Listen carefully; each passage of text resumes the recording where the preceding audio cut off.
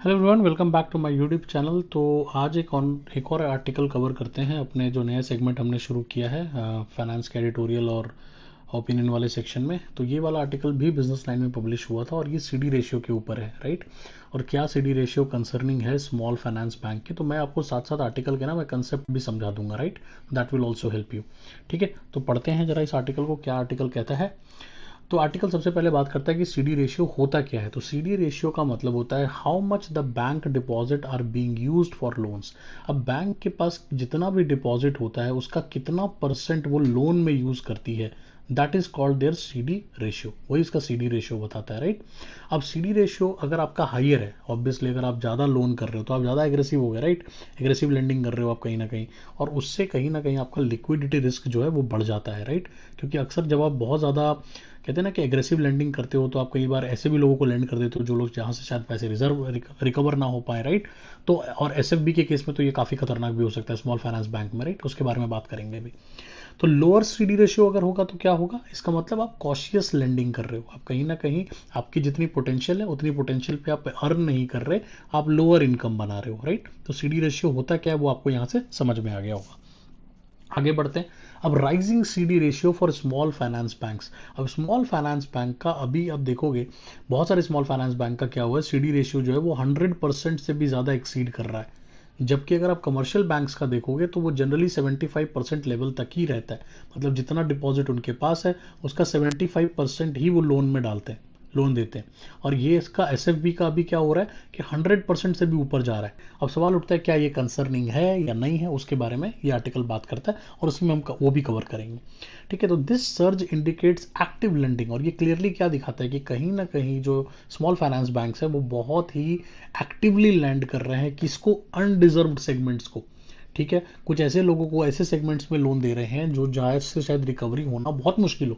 और कल को ऐसा भी हो सकता है कि स्मॉल फाइनेंस बैंक्स में लिक्विडिटी का इशू हो जाए, रिस्क मैनेजमेंट बहुत आपका कहीं ना कहीं बढ़ जाए, राइट। और ऑलरेडी हमने ऐसे बहुत सारे बैंक के साथ देखा है होते हुए जहाँ की लिक्विडिटी ऐसे लेवल पे आ गई कि लोगों का पैसा लोगों के सेविंग अकाउंट से लोगों का पैसा निकलना बंद हो गया। अब इसमें डिफरेंस क्या है, एसएफबी और कमर्शियल बैंक के बीच में क्या डिफरेंस है उसके बारे में भी थोड़ा सा बात करते हैं। तो एसएफबी जब भी बनाया जाता है, जब इसको लाइसेंस दिया जाता है, उसका मेन पर्पस क्या है, उसका मेन पर्पस है फाइनेंशियल इंक्लूजन को बढ़ाना, जितने भी अनडिजर्व्ड पॉपुलेशन है उनको कैटर करना। ठीक है, स्मॉल फार्मर्स हो गए, अनऑर्गेनाइज सेक्टर हो गया, वेंडर्स हो गए, माइक्रो एंटरप्राइजेस हो गए, उनको कहीं ना कहीं ये लेंड करते हैं, लोन देते हैं। And they offer niche lending product, इनके बहुत ही छोटे छोटे प्रोडक्ट्स होते हैं, लाइक छोटे लेवल पे जिन प्रोडक्ट्स को एक्सेप्ट किया जाता है, जैसे माइक्रो फाइनेंस हो गया, एग्रीकल्चरल लोन्स हो गए, वो ये कहीं ना कहीं करते हैं। जबकि कमर्शियल बैंक का क्या पर्पस है आपको पता ही है, वो तो ब्रॉड रेंज ऑफ कस्टमर हो गया, लार्जर कॉर्पोरेशंस को लोन करते हैं, गवर्नमेंट एंटिटीज को करते हैं, जैसे एसबीआई हो गया, पीएनबी हो गया, ये सब कमर्शियल बैंक्स में आते हैं। तो एसएफबी का फोकस कहीं ना कहीं थोड़ा नीश है, जबकि जो कमर्शियल बैंक है उनका थोड़ा ब्रॉड है। अब रैशनल्स की बात करें कि भाई क्या एसएफबी जो ये कर रहा है, जो सीडी रेशियो बढ़ रहा है, क्या उसका रैशनल क्या है, क्या है इसके पीछे का की कहानी है, उसकी बात करते हैं। तो एसएफबी जैसा मैंने आपको बताया इसका मेन पर्पस क्या है, फाइनेंशियल इंक्लूजन को बढ़ाना। और ठीक है, और वो कहीं ना कहीं ये इनका गोल यही होता है, राइट। तो they focus on micro financing and rural sectors on the, इनको एग्जाम्पशन बेनिफिट क्या है, तो easing CD ratio require would give. अब ये सवाल उठता है कि क्या एसएफबी जो ये हो रहा है या जो ईज करने की बात की जा रही है कि भाई सीडी रेशियो को थोड़ा ईज डाउन कर दिया जाए फॉर एसएफबीस, अगर ऐसा होगा तो क्या होगा। पहला होगा कि भाई इससे फ्लेक्सिबिलिटी मिल जाएगी to manage capital and liquidity more. Obvious सी बात है कि भाई आप ज़्यादा एग्रेसिवली लोन कर पाओगे तो आपको ज़्यादा बिजनेस आएगा और ज़्यादा इंटरेस्ट आएगा, तो उससे कहीं ना कहीं बैंक की अर्निंग बढ़ती है, वो उसकी फ्लेक्सिबिलिटी बढ़ाता है। At the same time this also allows to expand lending without being constrained by regulatory limits। obviously अगर आप लिमिट्स को ईज डाउन कर देते हो तो उससे कहीं ना कहीं इतना कॉन्स्ट्रेंट नहीं रहता और एसएफबी थोड़ा फ्री होकर काम कर पाएगा।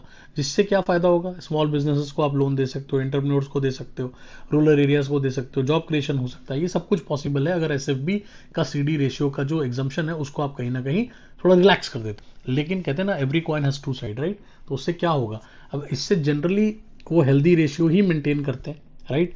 जिससे कॉन्फिडेंस मिलता है कि हाँ भाई ठीक है, अनडिजर्व सेगमेंट को वो लोन दे सकते हैं।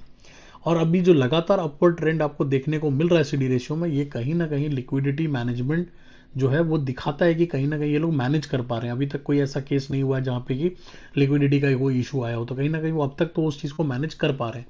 लेकिन आने वाला टाइम कैसा होगा और क्या करना चाहिए उसके बारे में बात कर लेते हैं। तो अगर आप सीडी रेशियो को कहीं ना कहीं उसकी रिक्वायरमेंट को अगर आप रिलैक्स कर दोगे तो अगर आप उसको रिलैक्स कर दोगे तो एसएफबी कहीं ना कहीं एक्सपैंड कर लेगा अपनी, और इससे इसको फ़ायदा मिलेगा रिस्पॉन्स। लेकिन एट द सेम टाइम आपको ये भी इंश्योर करना है कि आप ऐसा फ्रेमवर्क बनाओ जिस फ्रेमवर्क से रिस्पॉन्सिबल लैंडिंग हो सके, रिस्क मैनेज हो सके। ऐसा ना हो कि एसएफबी की इतनी हालत ख़राब हो जाए कि कल को वो उसकी लिक्विडिटी ही ख़त्म हो जाए, राइट। तो this was all about this article. I hope आपको सीडी रेशियो क्या है और वो एसएफबी में क्यों बढ़ रहा है और उसका क्या फ्यूचर आउटलुक देखता है ये आर्टिकल, वो सब मैंने आपको यहाँ पे समझा दिया। थैंक यू सो मच, और अगली वीडियो में फिर मिलेंगे। अगर आप मेरे सारे नोट्स वगैरह को एक्सेस करना चाहते हो तो आपको डिस्क्रिप्शन में, सारा डिस्क्रिप्शन में मिल जाएगा। आप मेरा टेलीग्राम चैनल ज्वाइन कर सकते हो। ये वाला PDF भी मैं अपने टेलीग्राम लिंक में पोस्ट कर दूंगा। Thank you.